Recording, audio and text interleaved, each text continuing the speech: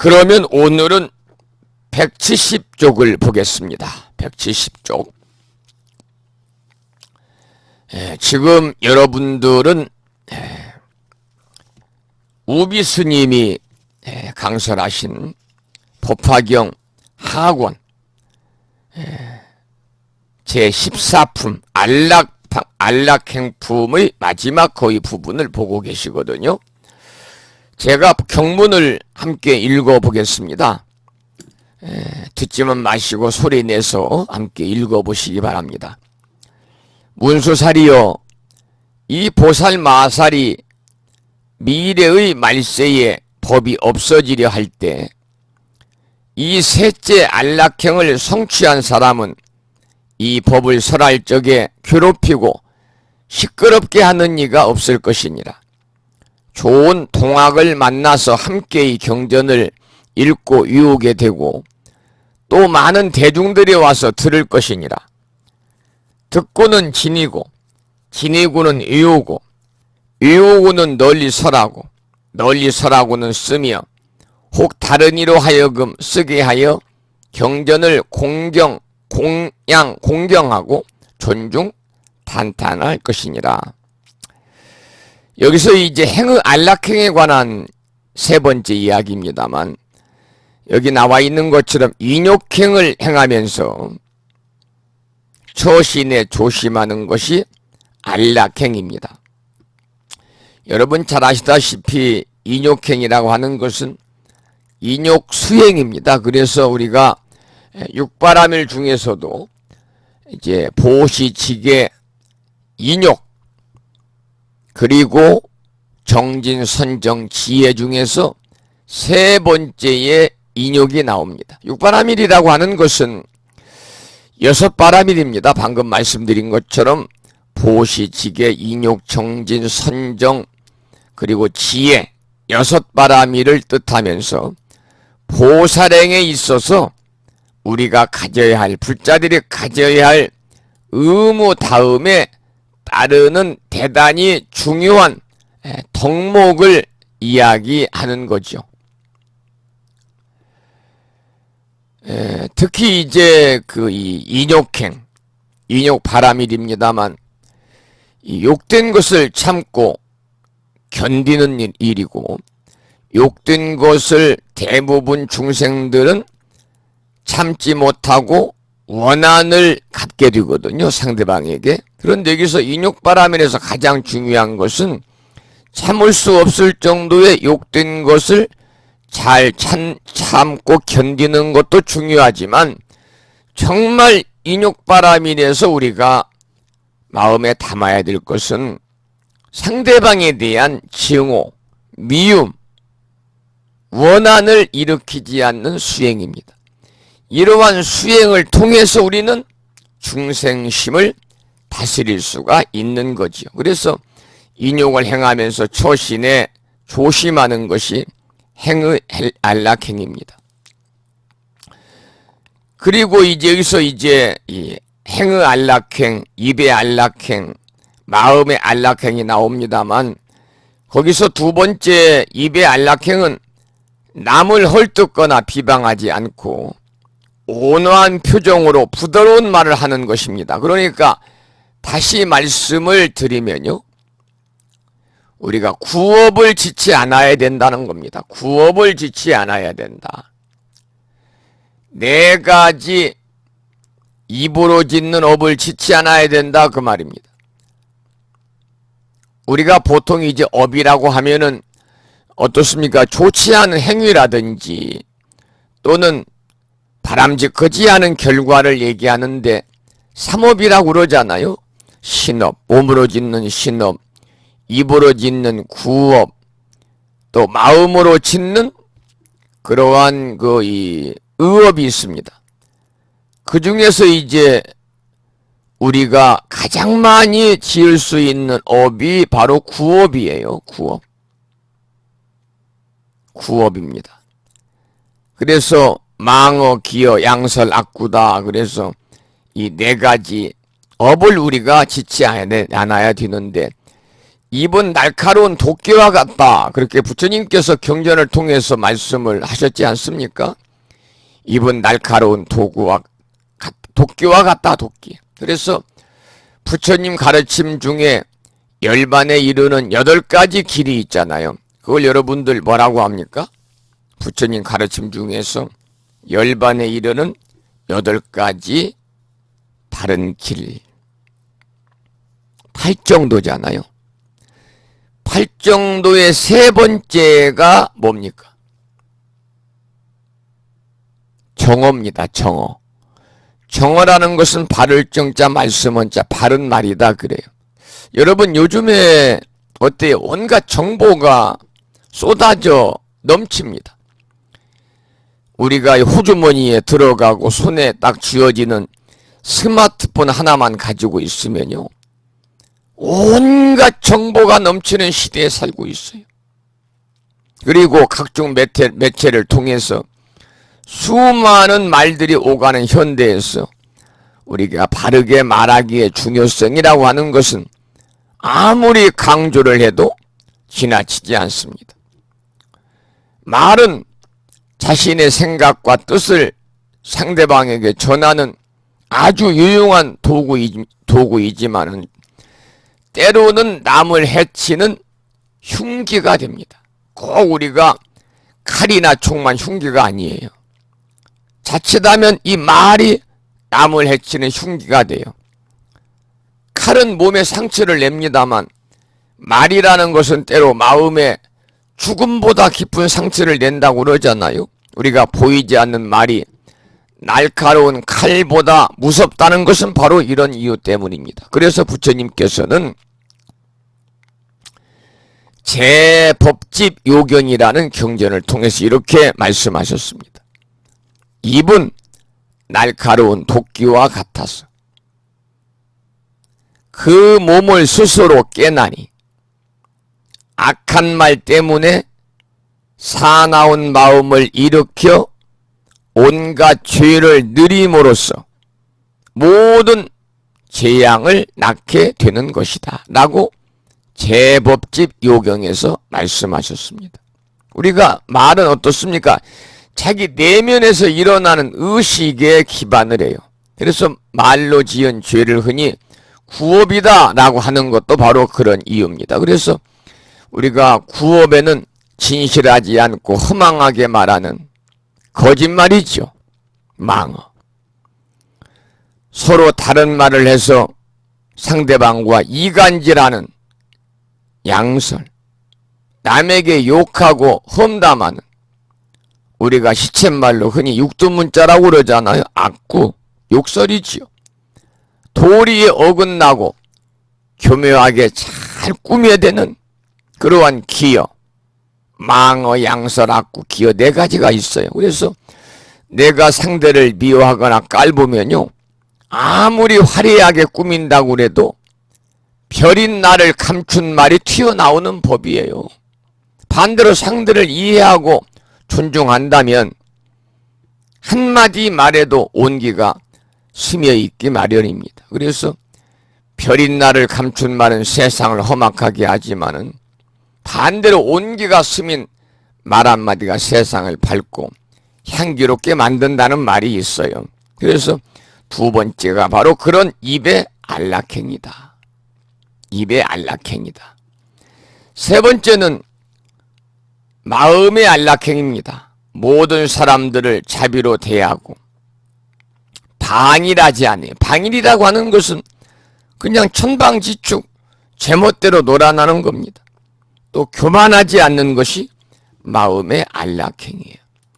특히 이제 우리 불교에서는 교만이란 표현을 우리 불교가 아닌 이웃 종교인 기독교에서 교만이란 말을 많이 쓰고, 우리 불교에서는 이제 상이라는 말을 많이 씁니다만은, 교만이라고 하는 것은 이제 교만할 교자에다가 거만할 건자, 거만할 만자를 씁니다.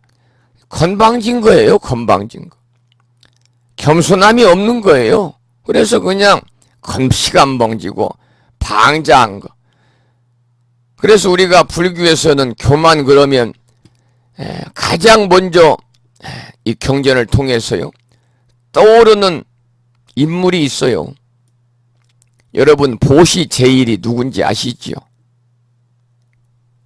제가불자 중에서 보시 제일, 부처님 당시에 급고독장자입니다. 급고독장자의 보시 제일인 급고독장자의 며느리가 옥야입니다. 그래서 옥야경이라는 경전이 따로 있을 정도입니다. 그래서 보시 제일의 급고독장자의 며느리 옥야가 그 자신의 친가가 굉장히 부자였습니다. 부라는 점과 스스로 아주 잘 생겼어요. 아주 미인이었어요. 그래서 스스로 그러한 미모로 자신감이 넘쳐가지고 교만 방자에서 며느리로서 예의를 지키지 않았거든요. 이런 옥야에게 참된 아내의 도리에 관해서 부처님께서 교화하시는 내용이 있죠. 그 내용이 이제 어디에 나와 있냐면 옥야경이라는 경전에 나와 있어요. 그래서 우리가 특히 옛날 우리 어르신들, 부모님, 할머님 세대보다는 요즘의 현대인들이 너무나 교만합니다. 자기 중심적이고.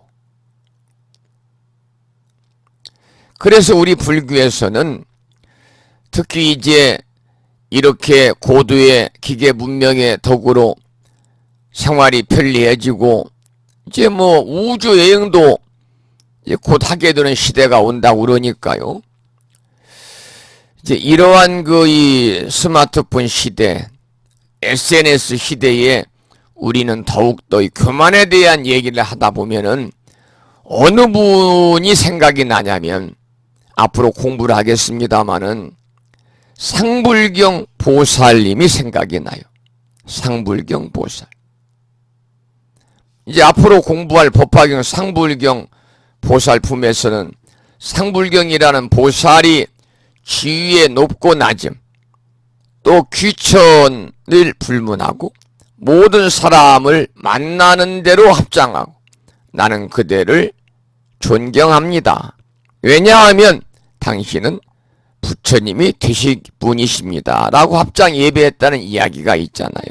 그래가지고 상대가 때리거나 욕을 해도 여전히 합장 배려하고 나는 그대를 존경합니다. 라고 했다니 이 상불경 보살님이야말로 정말 우리가 교만의 반대말인 하심의 근간을 이루는 하심의 본보기를 보여주는 그러한 보살님이 아닌가 그렇게 생각이 듭니다만 지금 이제 14품 이제 거의 마무리하고 있으니까요.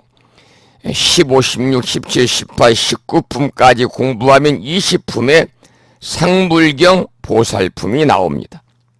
이제 법화경이 28품까지 있으니까요. 그래서 바로 그러한 것들이 마음의 안락행위. 다시 한번 설명을 드리면 인욕행을 하면서 처신에 조심하시는 것이 행의 안락행위요.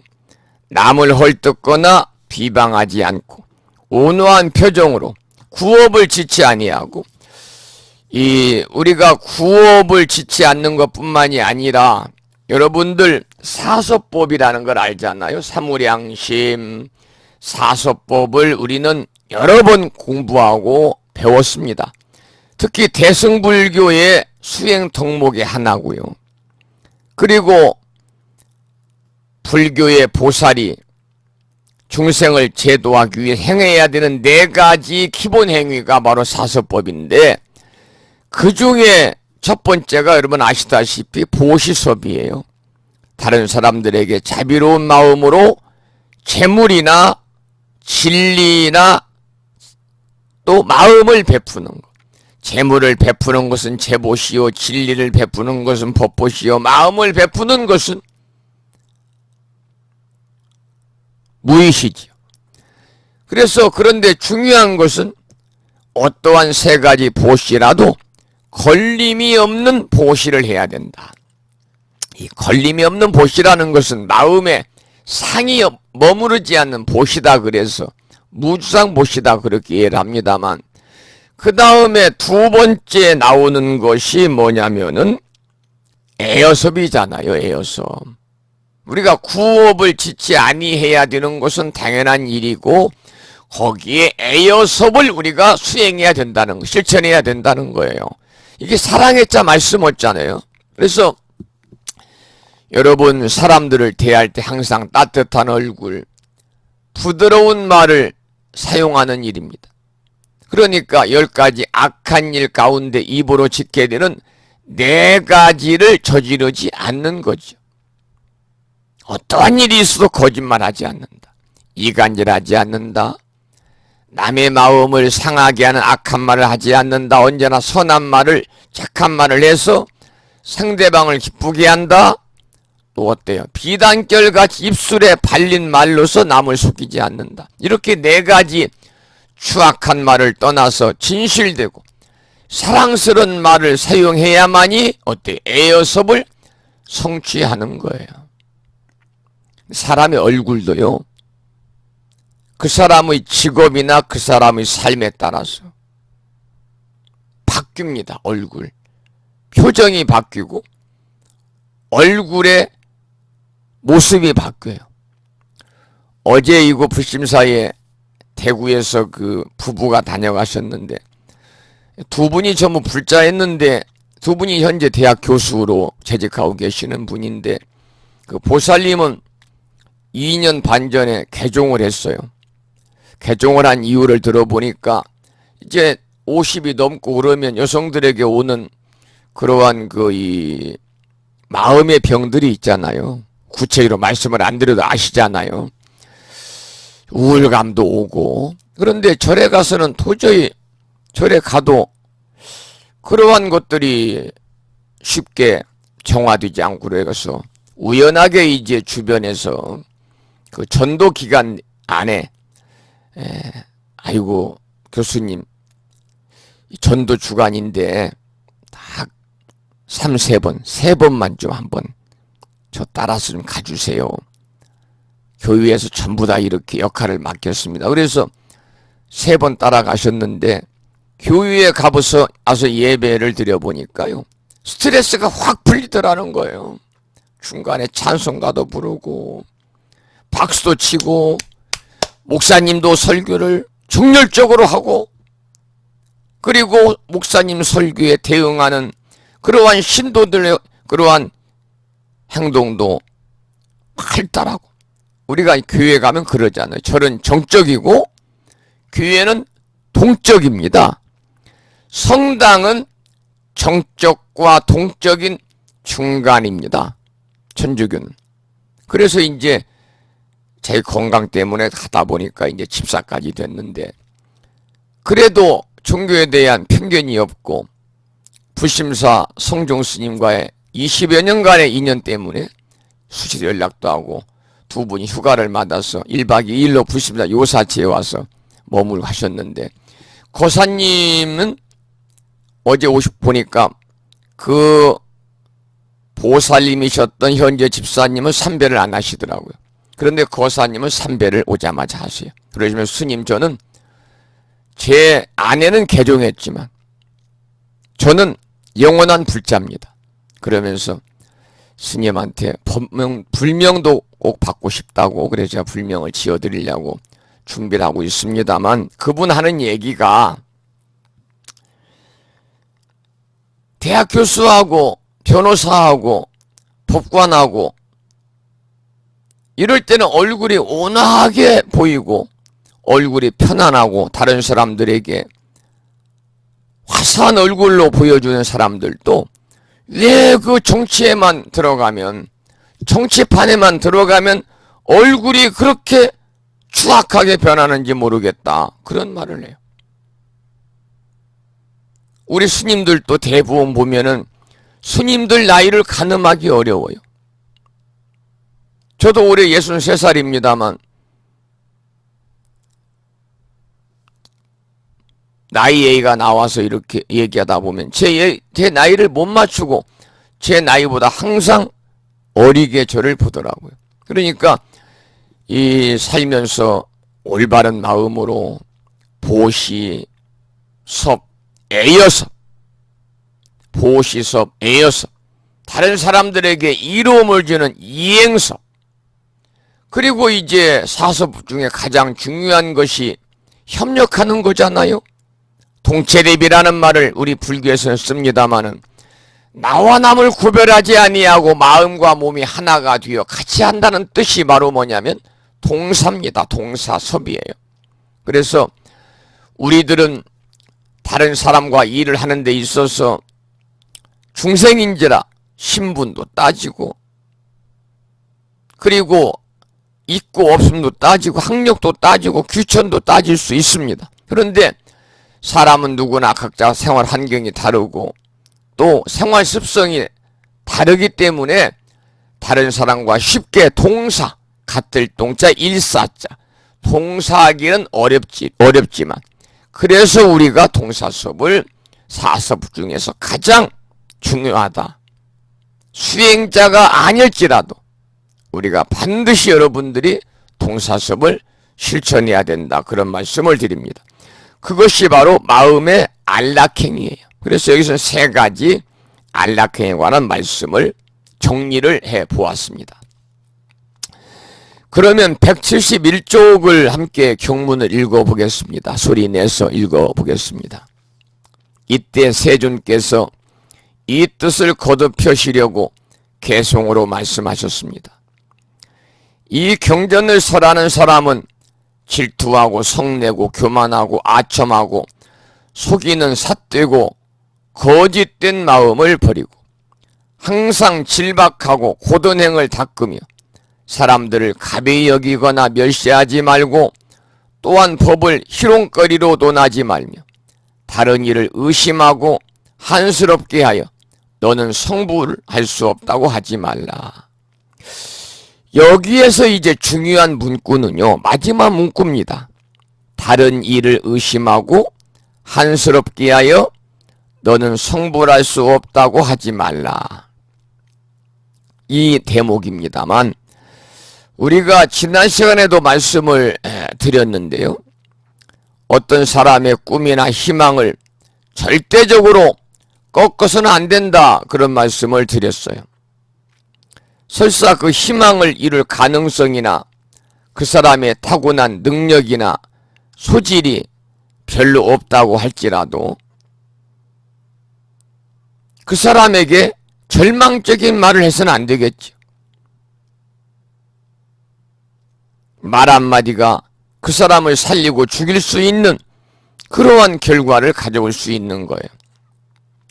그런 사람이라 할지라도 옆에서 힘이 나는 희망적인 메시지를 전해주면요, 그 사람의 기운이 생기는 거죠. 이것이 바로 우리 불자들이 해야 할 바입니다. 이것이 사실은 대승보살도에서 추구하고 있는 보살행입니다. 이것이 이타행입니다. 다른 사람을 이롭게 하는 행위예요. 꼭 다른 사람의 물질만 우리가 이롭게 할 수 있는 건 아니에요. 이렇게 말로써 다른 사람에게 희망을 심어주는 것, 대단히 중요한 보살행의 실천이요, 이것이 이타행이다, 그런 말씀을 드립니다만, 이 뒤에 보면은 이제 저자가 그 강원에서 젊었을 때 공부할 때 이야기가 나왔습니다만 그 부분은 생략을 하고 넘어가겠습니다. 그러니까 사람은 결국은 희망과 용기를 가지고 살아가는 그러한 노력이 중요하다는 그런 메시지를 전하고 있는 거죠. 사람의 삶이라고 하는 것은 결국 살아가는 과정이 전부거든요. 과정이 좋을 때 그 사람의 평이 좋은 겁니다. 아무리 그 사람이 결과적으로 훌륭하다는 표현은 좀 맞지 않고요. 결과적으로 그 사람이 어떤 뜻을 이루어서 뭐 정치계에서나 경제계에서나 명예를 얻고 경제적으로 정치적으로 부를 누리고 권력을 누린다 할지라도 그 사람의 삶의 과정이 중요하지 않으면요, 그 사람의 삶의 과정이 아름답지 않으면 그 사람은 훌륭한 사람이라고 할 수가 없어요. 단지 자신의 욕망, 자신의 욕구를 충족하기 위한 결과물을 만든 것이지 그 사람의 삶은 아름다운 삶이 아니더라. 바로 이제 그런 얘기가 되겠습니다. 자, 그러면 172쪽에 경문을 함께 읽어보겠습니다. 이 불자가 법을 설하되 항상 부드럽고 온화하고 참으며 모든 일을 자비로 대하여 게으른 마음을 내지 말라. 시방의 대보살들은 중생들을 불쌍히 여겨서 도를 행하나니 마땅히 공경하는 마음을 내어 나의 큰 스승이라고 여겨야 하느니라.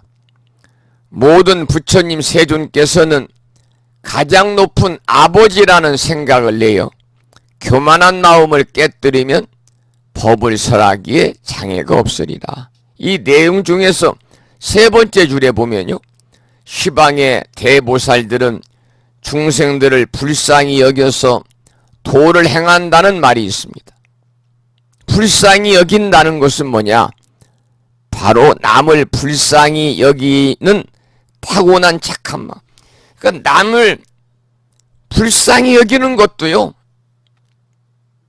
타고난 착한 마음이 없으면 남을 불쌍히 여기는 마음 자체를 내지 않아요. 이것을 우리는 뭐라고 그러냐? 측은지심이라고 그럽니다.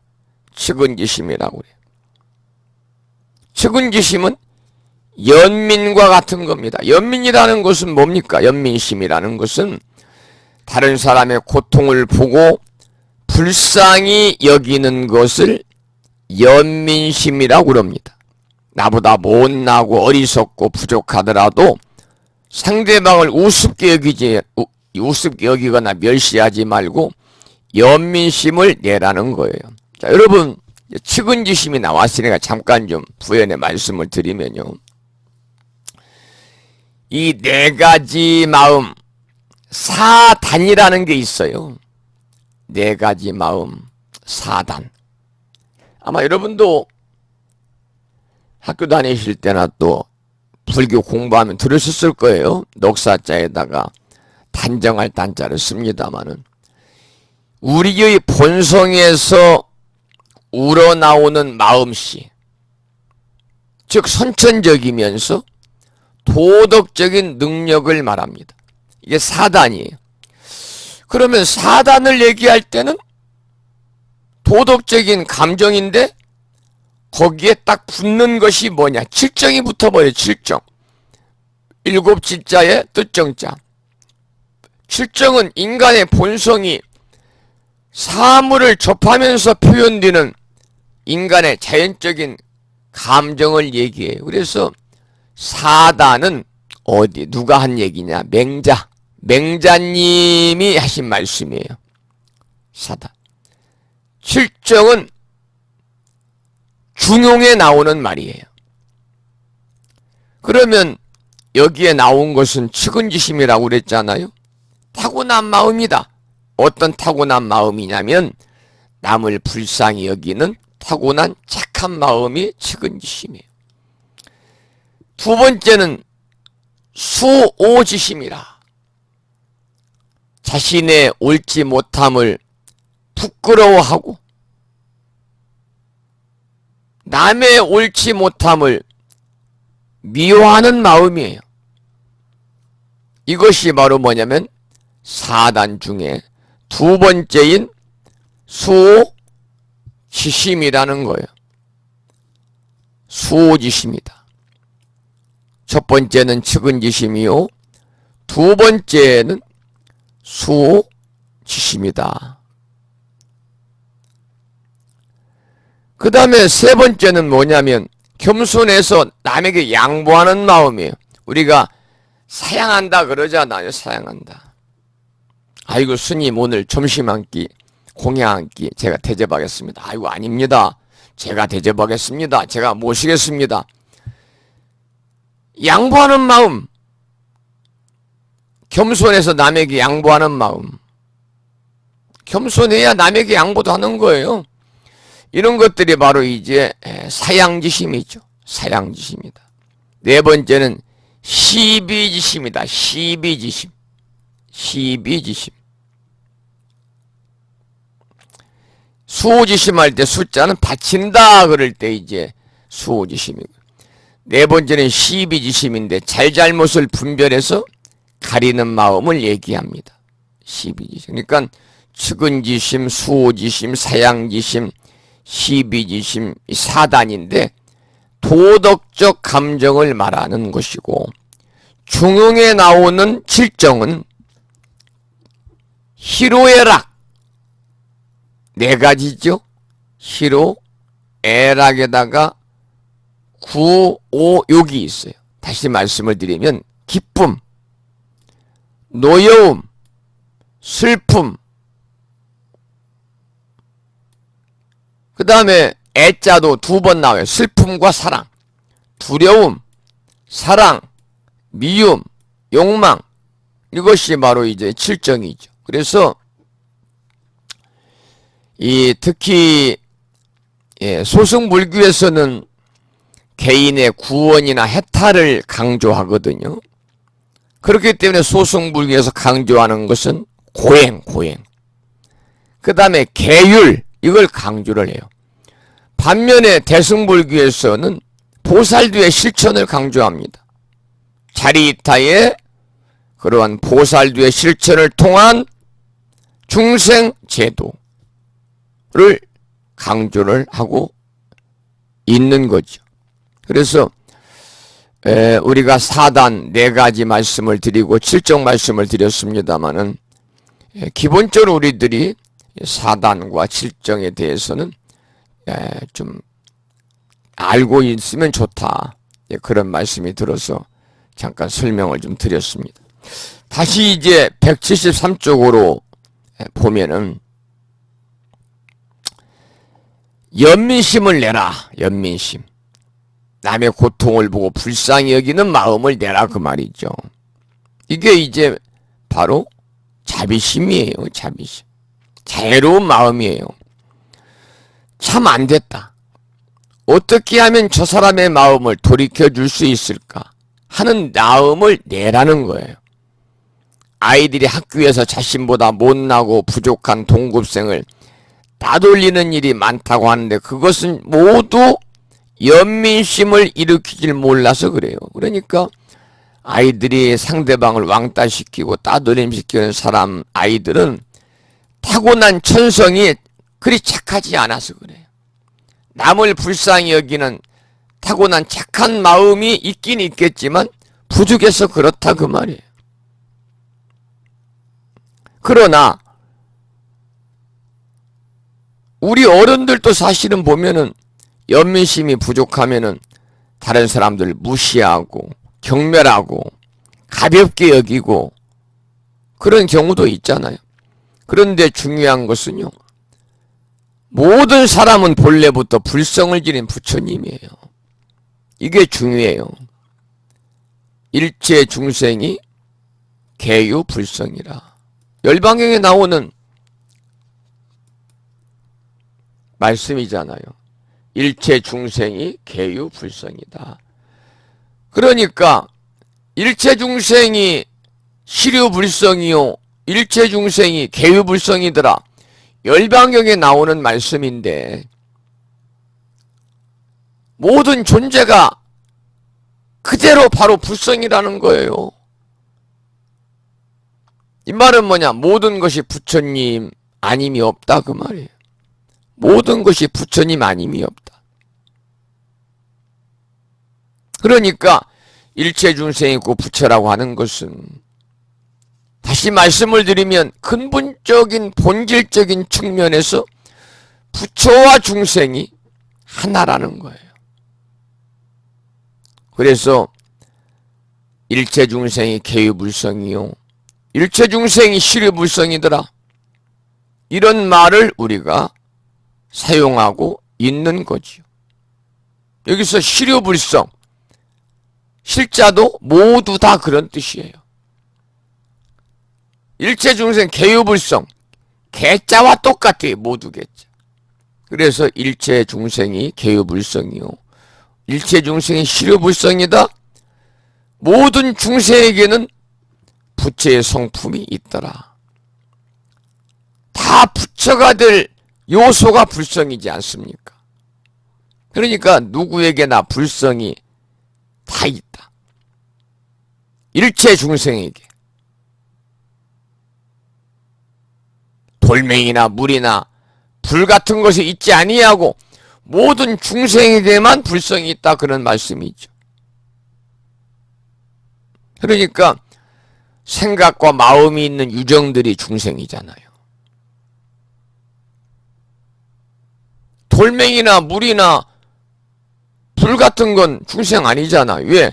생각과 마음이 있는 유정물이 아니고 무정물이기 때문에 그래요. 생각과 마음이 있는 유정들이 중생이기 때문에 이 유정물은 육도윤회합니다. 육도윤회하는 모든 중생들이 곧 유정이에요. 지옥아기, 축생인간, 수라, 천상계 모든 존재들. 그래서 모든 중생이 부처가 될 수 있는 자질이 다 내면에 숨겨져 있는 거예요. 내면에 다 숨겨져 있다. 이게 이제 대단히 중요한 그런 말씀입니다.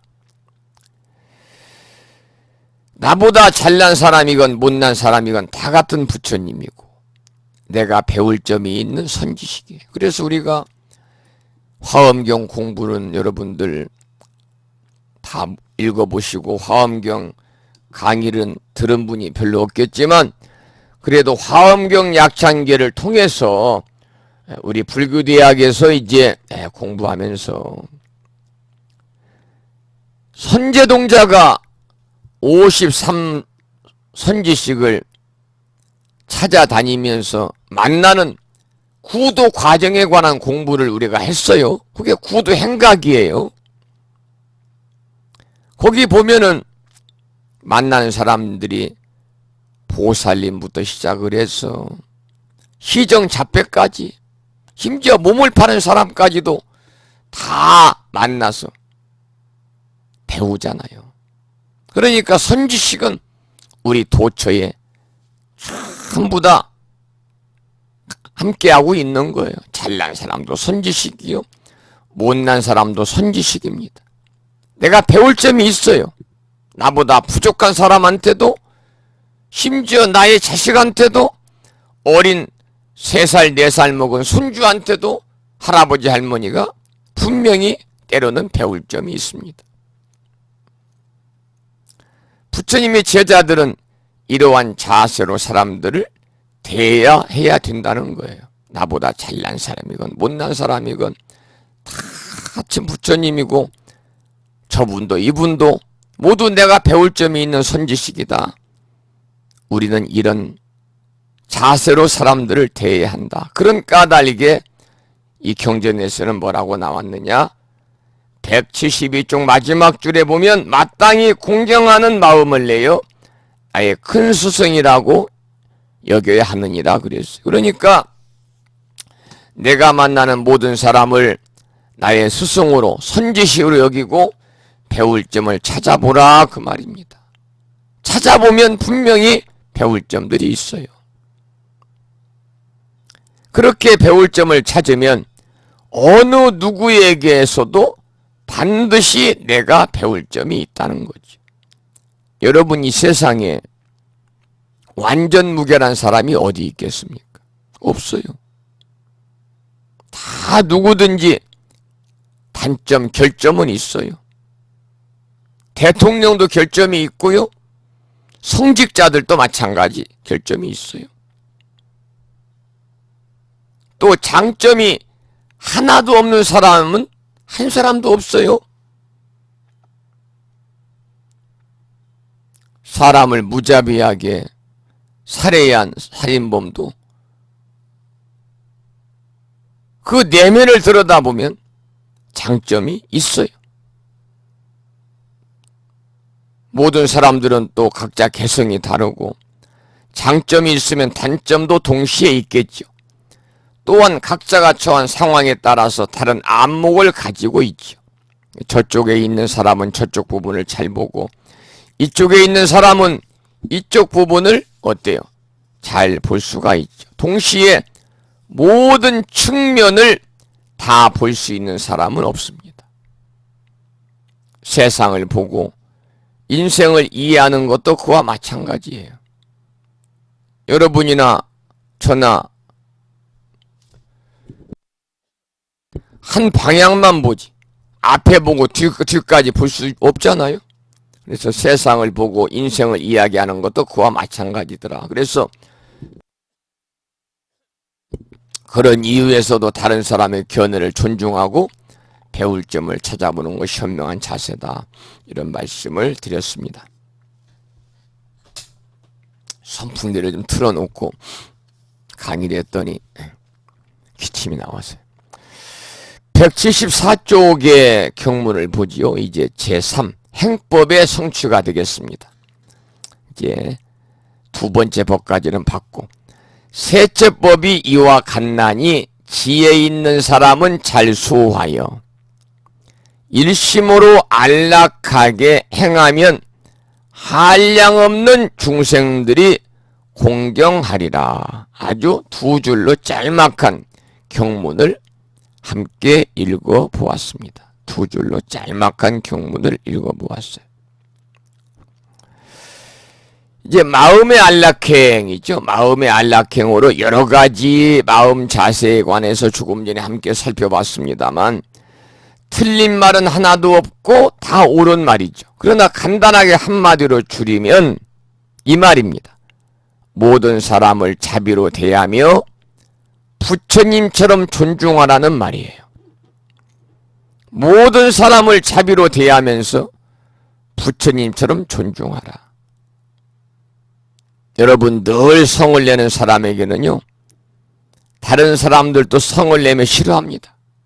그러나 다른 사람들을 존중하며 배려하는 사람은 상대방도 나를 아끼고 존경하고 배려하고 조금 더 가까이 하려고 노력합니다. 그러니까 내가 행하는 대로 남도 나에게 행하는 거예요.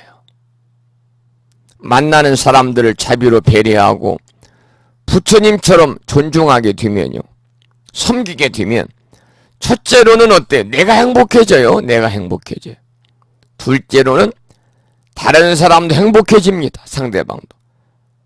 셋째로는 인연법에 따라서 나와 남이 다 같이 행복해지는 거예요. 이것이 바로 뭐냐면 마음의 안락행에 관한 그러한 결론적인 말씀이다. 이렇게 의미를 부여할 수가 있겠습니다. 마음의 안락행. 175쪽의 경문을 읽어보겠습니다. 또 문수살이여 보살 마살이 미래의 말세에 법이 없어지려 할 때에 이 묘법 연화경을 지니려는 사람은 집에 있는 사람이나 출가한 사람에게 크게 인자한 마음을 낼지니라. 보살이 아닌 이에게도 크게 어여삐 여기는 마음을 내고 마땅히 생각하기를 이 사람들은 큰 손실이 있는 사람들이다. 여래께서 방편으로 마땅하게 말씀하신 법을 듣지도 못하고 알지도 못하고 깨닫지도 못하며 묻지도 않고 믿지도 않고 이해하지도 못하는구나. 이 사람들이 비록 이 경을 묻지도 않고 믿지도 않고 이해하지 못하더라도 내가 최상의 깨달음을 얻게 되면 어디 있더라도 신통의 힘과 지혜의 힘으로 이끌어서 이 법 가운데 머물게 하리라 해야 할 것이니라. 까지 이제 서원 안락행에 관한 첫 번째 행법을 우리가 경문을 읽었습니다. 그 내용 중에 밑에서 네 번째 줄 중간에 보면 이 사람들이 비록 이 경을 묻지도 않고 믿지도 않고 이해하지도 않고 못하더라도 내가 최상의 깨달음을 얻게 되면 어디에 있더라도 신통의 힘과 지혜의 힘으로 이끌어서 이 법 가운데 머물게 하리라 해야 할 것이라고 했다 하는 그러한 경구가 나와요.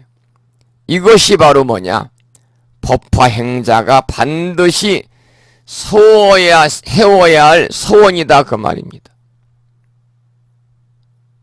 그러니까 법화경의 가르침을 모르는 사람을 만나면 우리가 먼저 뭘 일으켜야 되느냐?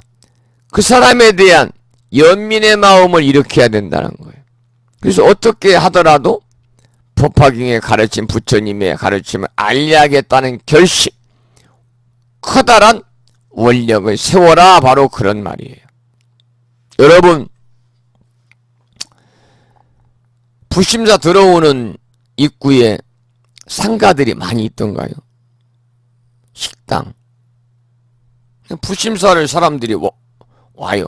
부처님 칭견하러 오고, 스님 칭견하러 오고, 또 도량이 와서 그 사찰에 정감을 좀 느끼고 하려고.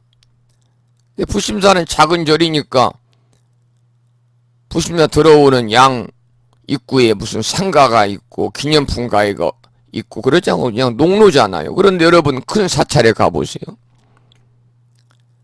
천년고찰이라고 하는 사찰, 대형 사찰들을 가보면 대부분 사하촌이 있습니다. 사하촌.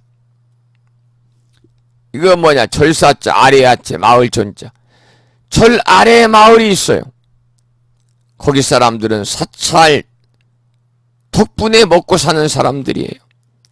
전부 다 오면 절에 오는 사람들을 대상으로 해서 식당, 간식거리, 심지어 노점상, 기념품 가게, 뭐 줄줄이 이렇게 다 있지 않습니까? 그러니까 이 사찰이 가까이 있는 덕에 여러 가지 상업활동을 해서 생계를 유지하는 사람들이 사하촌에 사는 사람들인데, 그런데 문제는 뭐냐? 불교가 무엇인지, 사찰에서 무엇을 하는지 모르면서 또 알려는 마음도 안 내는 경우를 볼 때 치근하다 그 말이에요. 이런 사람들이 의외로 많습니다.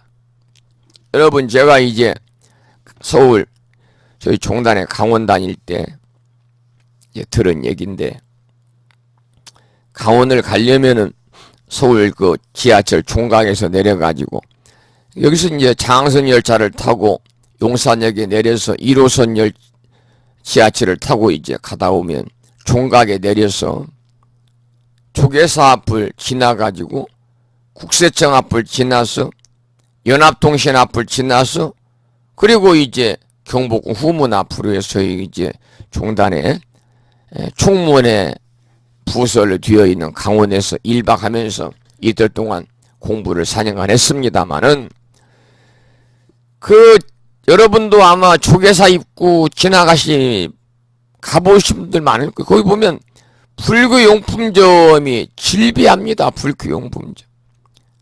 조계사 앞에는 불교용품점이 막 질비하고, 그 근처에는 또 스님들 승복을 지어서 파는, 승복을 만들어서 판매하는 승복사도 많아요. 골목마다. 1층, 2층 골목. 그런데 중요한 것은 뭐냐면 그 중에 일부는 교인들이라는 사실이에요.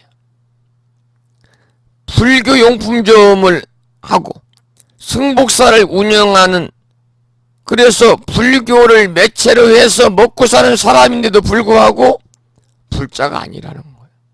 교회 다니는 사람들도 있고 무종교인 사람도 있더라. 바로 이제 그런 사람들에 대한 안타까움, 측은지심을 얘기하는 거예요. 설령 또 불자라 할지라도 불교 공부를 전혀 안 했기 때문에 불교에 대한 기본적인 상식이 없는 분들이 많아요. 그냥 물건만 띄어다 파는 것뿐이죠. 이런 경우를 볼 때는 참으로 측은한 마음이 들어가는데, 이런 사람들이 의외로 많다는 거예요. 그러니까 우리가 수행한다, 법문 듣는다, 공부한다, 불교 공부한다, 기도한다 하면서 불언천리하고 멀리서 불심사에 찾아오는 분들도 많아요. 많지요. 불심사는 대부분 위지에서 많은 분들이 오시기 때문에 서울, 경기도 광주, 경기도 부천, 경기도 남양주, 양주시, 인천광역시부터 해서 쭉 내려와가지고 천안, 평택, 화성, 대전, 내려가 대구, 부산, 경남, 진주, 산청, 전라남도 광주, 순천, 여수, 제주도까지, 위에는 또 강원도 춘천까지, 화천까지 멀리서 불심사를 찾아와요. 푸른천리 마다하지 아니하고 이런 새벽에 출발해서 오는 분들이 있는데 불심사에 와서 부처님 칭견하고 함께 예경드리고 부족하지만 성중이라고 하는 승려의 법문을 듣기 위해서 공부하기 위해서 오는 분들이 많은데 바로 이 근처 사는 사람들도 안 오잖아요. 첫째 왜 그러느냐? 인연이 없어서 그래요. 불심사와 인연이 없어서 그래요. 불교와 인연이 없어서 그래요. 불심사 바로 아랫집 사는 노보살님도 불심사에 안 다니세요. 무종교예요. 불심사가 있는 후만골이라는 60세대가 사는 이 마을 중에도 불자들이 한 분밖에 없다는 사실이죠. 그러니까 불심사를 예로 들었습니다마는 푸른천리 멀리서 수행하기 위해서, 법문 듣기 위해서, 기도하기 위해서, 예불 드리기 위해서, 부처님 칭견하기 위해서, 불교 공부하기 위해서, 마음의 힐링을 하기 위해서 푸른천리 멀리서 찾아오는 사람도 많은데 바로 그 큰절 바로 옆에 살면서 부처님에 대해 생각조차 못하는 사람들을 보면 저도 어때요? 마음이 편치 않아요. 씁쓸하고 안타깝고 아프고 그래요. 그런데 이런 차원을 넘어서 진리의 말씀을 알지도 못하고 듣지도 못하고 듣더라도 이해하지 못하는 모든 사람들에게 연민의 정을 가지고 어떻게든 이 법을 전해야겠다는 원력을 세우는 사람이라야말로 법화경을 전할 자세가 갖추어져 있다라고 볼 수 있다는 거예요. 이게 쉬운 일이 아니더라고요. 물론 그런 분들에게 연민의 정을 가지고 어떻게든 전법을 해서 저분들에게 부처님 말씀을 전해야 되겠다 라는 생각을 하지만 첫째는 인구가 없고요. 두 번째는 쉬운 일이 아니에요. 그리고 요즘 사람들은 자꾸 같은 얘기 반복해서 강요하고 포교해도 자연스럽게 해야지. 절에 갑시다. 부처님 믿으세요? 불교 믿으세요? 한다고 해서 알았습니다 하고 따라올 사람 어디 있겠어요? 그래서 자주 말씀드리지만 스님을 보고 절에 오는 분도 많아요. 스님이 어떤 면을 보고 잘생긴 면, 허우대가 멀쩡한 면 이런 게 아니라 올바른 수행자로서의 참된 수행자의 길을 걸어가는 모습을 확연하게 상대방에게 보여줄 때 내가 보여주고자 하지 않아도 상대방이 스스로 느낄 때 그 절에 가는 경우가 있죠. 이것이 진정한 포교고 이렇게 포교가 된 분들이 오랫동안 인연을 이어갈 수 있는 거예요. 제가불자도 마찬가지예요. 주변 사람들에게 절에 갑시다. 불교 믿읍시다. 백날이야 의무 없어요. 그날이야 백날이야 큰 득이 없어요. 여러분이 스스로 몸으로 보여주셔야 돼요. 아무개 할머니가, 아무개 아내가, 아무개 엄마가, 아무개 아빠가 절에 다니더니 사람이 달라졌다. 너무 사람이 변했다. 좋은 방향으로. 불경으로 살아있는 부처님이 돼버렸다. 살아있는 보살이 되었다라고 상대방이 느낄 때 자연스럽게 포교가 이루어지는 것이다. 바로 그런 말씀이기 때문에 제가불자는 제가불자대로 이 강의를 듣는 우리 법우님들 스스로가 그러한 원력을 세워서 여러분들이 올바른 불자로서의 참다운 신행생활을 하셔야 됩니다. 그러려면 여러분 바람일 실천을 하셔야 돼요. 나눔의 실천. 그게 보시바람일이잖아요. 아무래도 우리가 일반인들보다는 불자들이 나눔의 실천에 앞장서지요. 나눔의 실천. 우리가 사회 보면 봉사활동한다고 그래서 무슨 모임의 회장이니 총무니 이런 봉사 이런 나눔이 아니라 남에게 나타나지 않는 드러나지 않는 나눔이 중요한 거예요. 제가 몇 차례 말씀을 드렸습니다마는 우리 사람은요 움켜쥐려고 하는 것이 본능이에요. 저는 남자이기 때문에 잘 모르겠습니다마는 이 강의를 듣는 법우님들 우바 여성불자들이 많기 때문에 아이들 막 태어났을 때 아이가 손을 쭉 펴고 태어납니까? 주먹을 꽉 쥐고 태어납니까? 주먹을 움켜쥐고 태어나요. 갈 때는 어때요? 움켜쥐고 가나요? 다 손을 펴고 가요. 여러분 움켜주는 건 본능이에요. 그러니까 본능을 쫓아서 움켜주는 손보다는요 손을 펴서 나누는 손이 아름다워요. 우리가 누군들 갖고 싶은 욕심이 본능인데 누군들 없겠습니까? 무엇이든지 갖고 싶죠. 좋은 차를 보면 나도 저런 차를 타봤으면 좋겠다. 이번에 우리 둘째 동서가 새로 진 아파트 입주해서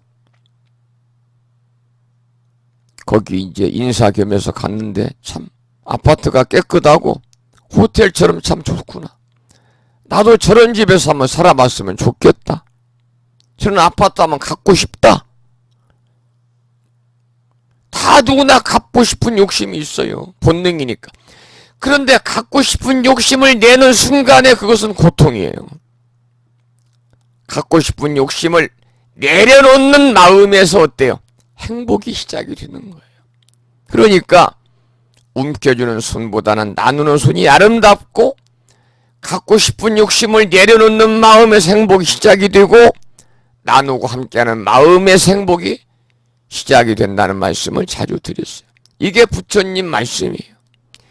이대로만 우리가 실천하시면 행복합니다. 왜? 부처님 말씀은요 모두가 다 우리 중생들을 행복 중에서도 최상의 행복으로 이끌어주는 말씀이에요. 그렇게 하시면 법피선열이라. 법피선열. 기쁠이 자 기쁠 열자예요. 법에 따르는 기쁨이 한도 끝도 없는 행복감으로 찾아올 것입니다. 이렇게 사셔야 우리가 금생에 성불할 수 있는 인연을 심을 수 있는 것이다. 그런 말씀이에요. 자, 그 다음에 이제 176쪽이에요. 176쪽 밑에서 다섯째 줄을 보시면 원력에 관한 얘기가 나와요. 원력.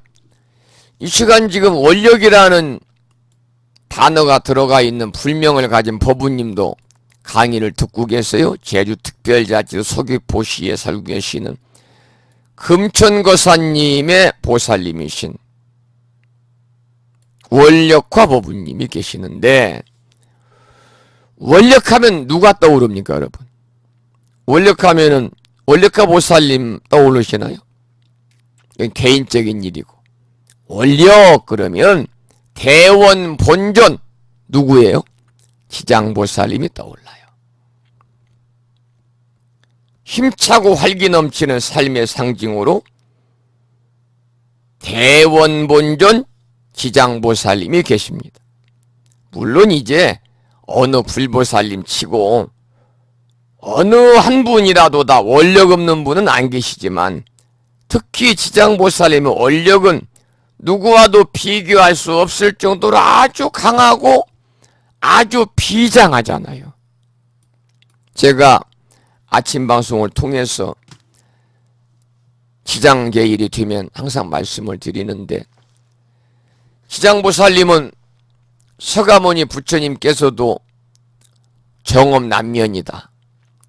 정해진 업은 난면, 면하기 어렵다라고 했습니다만, 이 말은 한번 결정된 업은 면할 수 없다 이런 말인데, 지장보살님은 이러한 정해진 업마저도 소멸시키는 유신력을 갖고 있으니까 지장보살님이 이것이 큰 원력이라는 거예요. 그래서 자주 말씀을 드리지만 지장보살님의 그 원력 세 가지를 보면, 첫째는 중생도진 방증보리라. 중생들을 모두 다 내가 제도하고 난 후에 깨달음을 이루겠다. 대자비 힘이 없으면 어려운 일이에요. 내 형제간들 다 집 사고 먹고 살게 해주고 내가 가장 나중에 집 사야겠다. 이런 분 계십니까, 여러분?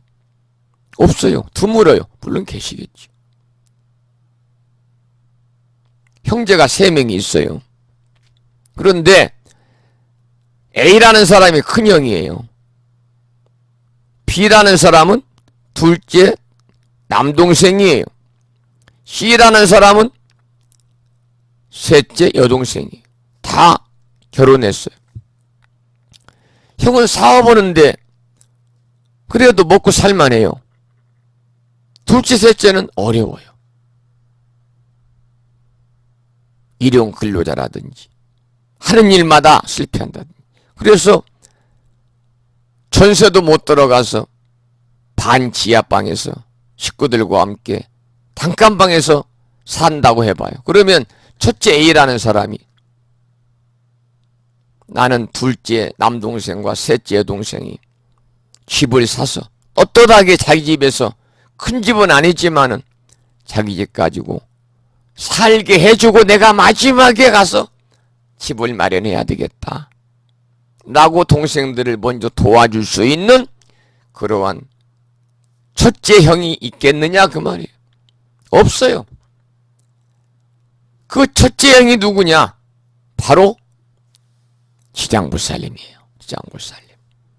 그래서 중생도진 방증보리라. 중생들을 모두 제도하고 난 후에 깨달음을 이루리라.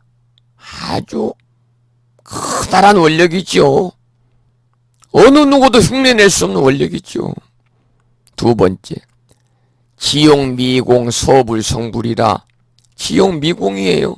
지옥이 텅 비지 않으면 서불성불. 결코 나는 성불하지 않으리라. 자기 욕심을 내려놓는 거예요. 지장보살은 성불에서 부처님이 100번 되고도 남을 뿐인데 지금도 그냥 보살로서의 지옥문 앞에서 하염없이 중생체도하고 계시잖아요. 세 번째는 불입지옥 수입지옥이라. 내가 지옥에 들어가지 않으면 어느 누가 지옥에 들어가기를 좋아하겠어요? 내가 지옥에 들어가지 않으면 누가 지옥에 들어가서 그 불쌍한 지옥 중생들을 제도하래요. 이것은 뭐냐? 자기의 희생이에요. 희생. 희생. 그러니까 상대방에 대한 배려, 이타행, 하심, 희생, 이것이 지장보살님의 정신이거든요. 이것이 결국은 지장보살님의 대단한 원력입니다. 그래서 지장보살님은 멸정업진언이라고 그러잖아요. 온바라 마니다니 사바. 서가모니 부처님도 멸해줄 수 없는 정해진 업마저도 소멸시켜 주시는 그 위대한 원력을 갖고 계시는 분이에요. 그리고 관세음보살님은 일반적으로 멸업장지는 우리가 지은 업장을 소멸해 주는 거죠. 그래서 이 진언의 제목 자체가 지장보살의 원력을 생각하게 하는 것이 바로 지장보살 멸정업진언이다. 지장보살의 원을 생각을 하면서 말씀을 드리는데, 지장보살에게는 177쪽입니다. 정업, 이미 결정된 업조차도 소멸할 수 있는 힘이 있다 그 말이죠. 이제 이해가 제가 조금 전에 설명을 드렸으니까 쉽게 이해가 되시죠? 이미 결정된 업은 서가모니 부처님을 피하지 못한다고 했는데 아무리 지은주가 많고 무거워도 지장보살은 큰 원력의 힘으로 이미 결정된 업까지도 능히 극복할 수 있다. 예를 들어서 우리가 조그만 돌멩이라도 물에 던져보세요. 쑥 가라앉아요. 그런데 10톤, 20톤, 100톤까지 나가는 엄청나게 큰 바위라도 커다란 배에 실으면 부력 때문에 걷더니 바다를 건널 수 있잖아요. 그러니까 이 바위처럼 무거운 죄업도, 여기서 바위는 죄업이에요. 배는 원력이에요. 바위처럼 무거운 죄업도 원력이라는 큰 배에 실으면 거친 풍파를 헤치고 인생의 고단한 바다를, 고해를, 인생 고해를 무사히 건널 수 있다 그 말입니다. 이처럼 우리가 살아가는 데 있어서 원력이라는 것은 대단히 중요하다. 여러분, 원력을 가지고 사셔야 돼요. 왜 그러느냐? 우리가 살아가면서 아무리 마음을 다 비우고 부처님답게 살아도요, 때로는 생활 과정에서 여러 가지 어려운 일을 겪고 어려운 일을 당할 수가 있어요. 이럴 때 우리는 그 어려운 일보다 더 큰 원력을 세워야 돼요. 그러한 강한 원력을 가지고 우리가 살아가야 돼요. 그러면 나에게 닥치는 그러한 어려운 일, 업장도 다 극복할 수가 있어요. 그래서 우리는 우리가 가진 업장보다, 나에게 다가온 시련보다 더 강력한 원력을 가지면 그 시련과 업장도 쉽게 극복할 수가 있다. 이것이 바로 지장보살이 주는 원력의 정신의 의미다, 그런 말씀입니다.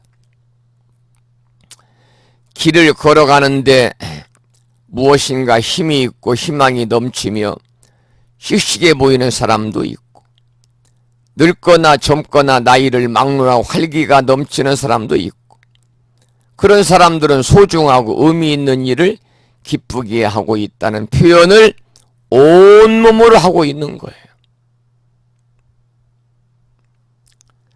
그리고 사람이 마음이 편안하고 마음이 안정되고 마음이 행복하면요, 걸음걸이 자체가 틀려져요. 표정은 물론이군요. 우리 주변에서 보면은 한 사람이라도 활기가 넘치면 옆에 있는 사람도 덩달아서 힘이 생기잖아요. 가족도 마찬가지예요. 남편이 우울해 있고 기운이 쭉 빠져가지고 맥이 없이 있으면 그 가족들이 전부 다 힘이 빠지는 거예요. 그런데 집안에 대들보인 남편이, 집안에 대들보인 아내가 아주 활기가 있고 생기가 넘치면 그 가족들이 모두 다 신이 나죠. 그러니까 꿈과 희망이 꽉 차 있는 사람은 주변에도 같은 파장을 일으킨다는 거예요. 같은 파장을 일으켜요. 기도도 마찬가지예요. 기도도 파장을 일으킵니다. 에너지가. 이렇듯 우리 불자들은 업장이 두텁다는 것을 염려할 것이 아니라, 염려해야 할 것은 뭐냐? 업장이 두텁다는 사실이 아니라 내가 원력을 세우지 않았음을 우리가 염려해야 된다. 내가 지금 여러 가지 인연에 얽혀가지고 불리한 조건에서 어렵고 힘들게 살아간다 하더라도 희망과 꿈을 가지고 긍정적으로 생각하고 긍정적으로 살아나가면 어떠한 어려움도 다 극복할 수 있다는 거죠. 그것이 바로 뭐냐? 원력입니다. 그것이 원력. 이러한 원력이 강해질 때 내가 처한 어려움과 힘든 여건을 극복해 나갈 수가 있다. 그런 사례들이 우리 주변에 많은데 그런 사례들을 우리가 허투루 보지 말고 선지식을 삼아라. 바로 이제 그런 얘기가 여기에서 이제 말씀을 하고 있습니다. 그러면 178쪽에 경문을 함께 읽어보겠습니다. 문수살이여, 이 보살 마살이 열애가 열반한 뒤에 이 넷째 법을 성취한 사람은 이 법을 설할 때 허물이 없을 것이니라. 항상 비구, 비구니, 우바세, 우바이, 국왕, 왕자, 대신, 인민, 바라문, 거사 등이 공양, 공경하고 존중, 찬탄할 것이니라. 허공의 천신들이 법을 듣기 위하여 항상 따라다니며 모실 것이니라. 만일 마을이나 성읍이나 한가한 살림 속에 있을 적에 어떤 사람이 와서 어려운 질문을 하려 하면 모든 천신들이 밤낮으로 법을 위하여 호위하고 듣는 이들로 하여금 기쁘게 할 것이니라. 왜냐하면 이 경전은 모두 과거, 현재, 미래의 부처님들이 실력으로 수호하시기 때문이니라 그랬습니다. 불교는 인연을 많이 이야기하잖아요. 불교는 다른 종교에 비해서 인연을 이야기 많이 합니다. 그러면서도 그 인연의 굴레 속에서도 보다 큰 인연을 지으려고 하는 원력의 삶을 추구하고 있는 것이 불교의 장점이에요. 불우한 사람들, 불구자들, 여러 가지 사정이 어려웠던 사람들이 그 고난을 딛고서 상상도 못할 큰 일을 해내는 경우도 있어요. 이것은 뭐냐? 원력과 서원에 의해서 성취된 거예요. 업으로만 생각하면 불가능한 일이다. 그래서 큰 각오와 큰 원력을 마음속에 다지고 부단한 노력을 했기 때문에 가능한 것이기 때문에, 그래서 정말 중요한 것은 뭐냐? 행법을 성취하기 위해서는 그 무엇보다도 중요한 것은 원력이라는 겁니다. 원력에 대해서 대강 이해가 되시죠? 아무리 부족한 것이 없는 사람이라도 꿈과 원력이 없는 사람이라면 미래가 없다고 그래요. 교육을 잘 받고 혹여 신체적인 장애가 있더라도 원력이 큰 사람은 나중에 성공하게 되는 경우를 우리가 매스컴을 통해서 우리 주변에서 종종 접할 수가 있잖아요. 장애를 딛고 일어나서 손가락이 없는데 세계적인 유명한 피아니스트도 있고, 손가락이 없는데 세계적인 유명한 화가도 있고 그러지 않습니까?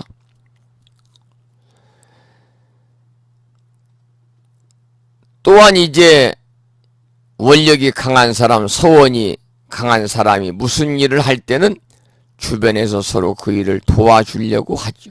그 사람의 강한 원력의 사람들이 휩쓸리게 됩니다. 휩쓸리게 된다는 것은 모두 동참해서 힘을 합해준다, 그런 의미예요. 마치 호법 신장이 돕는 것처럼 그렇게 일이 풀려나간다는 거죠. 그래서 결과적으로는 법화경을 널리 펴겠다는 원력과 서원을 세우시라, 그 말이에요.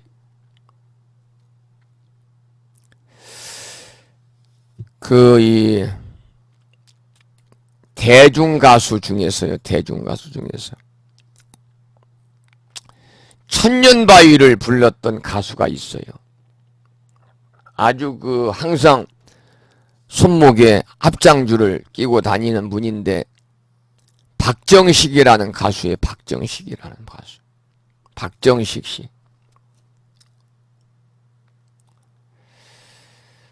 오늘 이 양반이 이제 고향이 전주고 기회생이에요. 기회생. 올해 환갑인데 오늘 통화를 했어요. 통화를.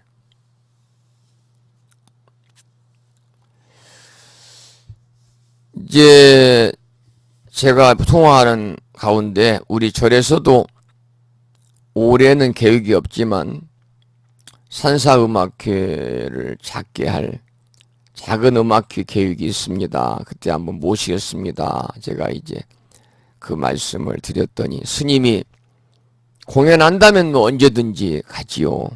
이렇게 말씀을 하셔서 제가 아니 이제 우리 박성님께서도 훌륭한 불자님이시니까 참불가를 좀 부르시죠. 그랬더니 스님 제가 법화경 28품까지 그 내용을 가지고 만든 노래를 불렀습니다. CD가 나와 있는데 그 모 절에서 모든 비용을 대가지고 판매를 하지 아니하고 그냥 비매품으로 만들었습니다. 제가 보내드리죠. 그런 말씀을 하시면서 요즘에 제가 법화경 사경을 하고 있습니다. 그런 말씀을 하시더라고요.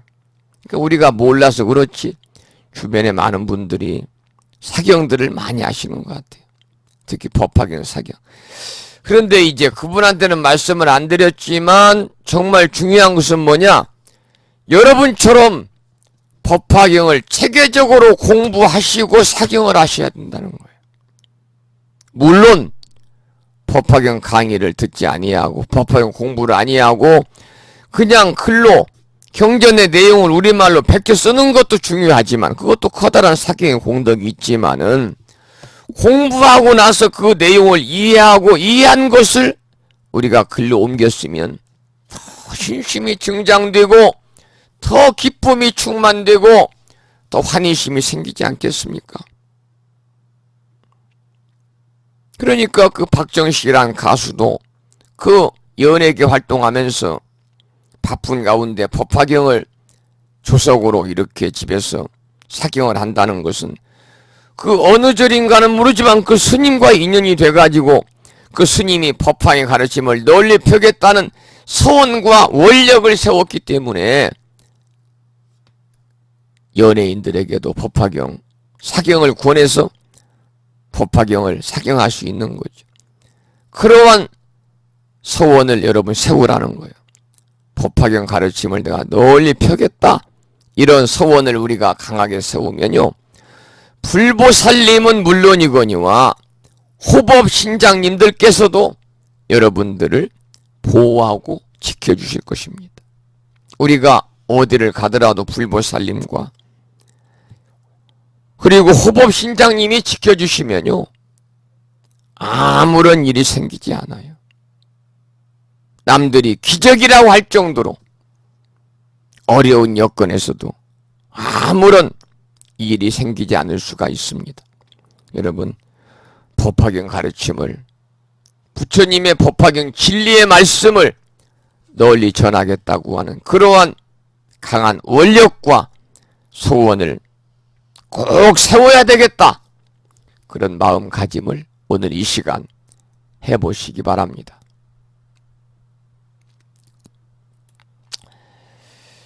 지금 시간이 이제 9시 30분인데요. 오늘은 여기까지 하겠습니다. 여기까지 하고 다음 시간까지 공부를 해서 이제 14품 마치고 15품 종지 용출품으로 나가는데 1시간 반을 출석을 간단히 부르고 수업을 열심히 강의한다고 했는데 진도는 조금밖에 못 나갔네요. 어쨌든 간에 이제 오늘이 7월 마지막 날입니다. 그래서 다음 달 8월 달 7월 달은 수요일 날에 5번 들었고요. 8월 달은 7월 칠성날이 수요일인데 4번밖에 안 들었어요. 그래서 8월 달까지 공부를 해야만이 우리가 이제 4분의 3, 3학기를 마치는 거예요. 앞으로도 7개월 남아 있습니다. 그래서 7개월 동안 열심히 한번 여러분 법화경을 공부하고 내가 공부한 법화경을 널리 좀 전해야 되겠다고 하는 부처님 가르침을 널리 펴겠다고 하는 소원을 강하게 세우십사 그런 당부의 말씀을 드리고 그럴 때 후법신장뿐만이 아니라 과거 미래 현재 모든 부처님들이 실력으로 우리를 수호해 주셔서 우리들의 건강을 지켜주시고 가족들의 건강을 지켜주시고 우리와 가족들이 모두 다 여러분 가족들이 바라고 원하는 모든 일들이 더불어 마음과 뜻대로 성취됨으로 인해서 행복한 그러한 일상의 삶을 우리가 살아갈 수 있지 않겠는가, 그런 바람도 이 시간 가져보게 됩니다. 자, 그러면 오늘 강의는 여기서 마치도록 하고요. 늦게 출석하신 분이 계신지 한번 확인을 해보겠습니다. 휴대폰으로는 연락 온 분이 안 계시고요. 계시네요. 늦게 출석하신 분이 계세요. 인천광역시에서 출석하셨습니다. 무화법법부님 반갑습니다.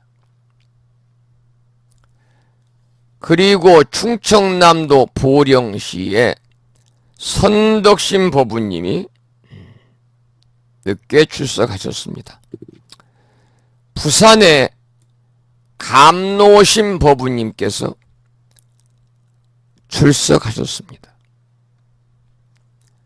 그리고 제주도의 원력화 법부님과 금천거사님은 문자로 주셨습니다만 다시 집에 돌아와서 이제 카페에 로그인을 하시고 강의를 들으셨다는 말씀을 주셨습니다. 그리고 한 가지 감사의 말씀은요. 이틀 전이 불심사 생일날이었습니다. 계산 12주년이었습니다. 여러분들께 감사드리고 좀 더 부처님 정법을 널리 전할 수 있는 그러한 도량으로 발돋움할 수 있도록 부단히 노력을 하도록 하겠습니다. 그러면 오늘 결석하신 분 제가 이름을 부를 테니까요. 혹시라도 강의를 들으셨으면 바로 문자 메시지로 스님 결석이라니요. 출석했습니다라고 문자를 보내주시기 바랍니다. 부산광역시의 견덕화 법부님 결석으로 되어 있습니다. 오늘 CU 편의점 제2호점을 개설해서 오늘 출석을 못할 것이다 생각을 했습니다만 경기도 화성의 인경화 법부님 결석하셨습니다. 그리고 인천광역시의 천준화 법부님은 한 달 반 동안 결석이신데 아마 강의를 듣기를 포기하셨는지 이렇게 이제 오랫동안 안 들으면 중간에 탈락을 하고 낙오가 되게 됩니다. 그래도 출석률이 높아서 대단히 고맙습니다 라는 말씀을 드리고 싶고, 오늘 이 강의를 바빠서 오늘 듣지는 못하지만은 오늘 CU 편의점 제2호점의 문을 연 인경화 법부님 축하드리고, 더욱더 두 군데 사업장 운영하시기가 쉽지 않겠습니다만은 직원들이 잘 들어와야 되거든요. 훌륭한 직원들이 들어오셔서 사업의 발전과 그리고 또 캐나다에서 유학 중이고 유학을 마치고 지금 캐나다에 직장 생활하고 있는 따님의 그러한 소원 성취도 기원을 드리도록 하겠습니다. 자, 오늘 여기서 강의를 마치도록 하고요. 저는 이제 8월 첫 번째 주 수요일 8월 첫 번째 주 수요일은 8월 7일이 되겠습니다. 그날이 7월 칠석날이거든요. 7월 칠석에 관한 말씀 잠깐 드리겠습니다.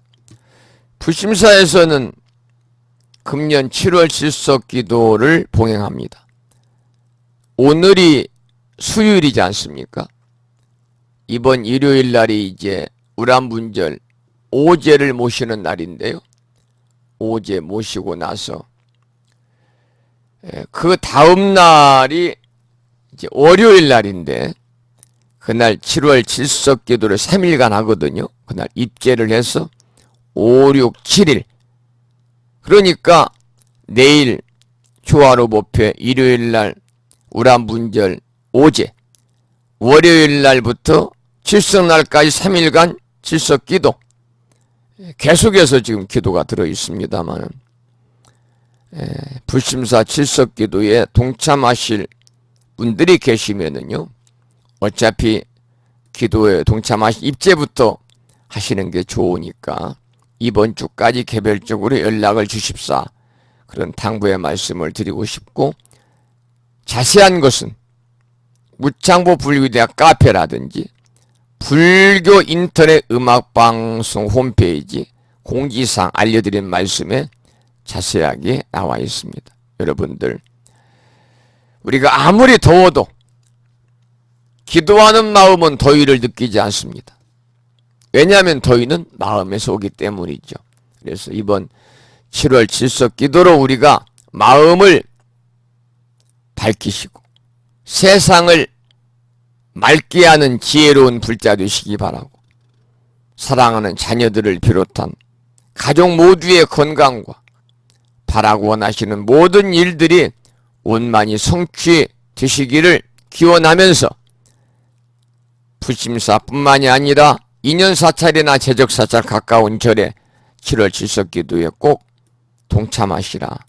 본인이 절에 직접 가지 못하면 스님에게 연락을 해서 질석기도를 할 수 있도록 여러분들이 준비하시면 좋겠다, 그런 당부의 말씀을 드리면서 오늘 무창보 불교대학 기해년 7월 마지막 주 수업이자 65번째 수업을 여기서 마치도록 하겠습니다. 편안히 주무시기 바라고요. 열대야현상도 있고 그러거든요. 편안히 주무시기 바랍니다.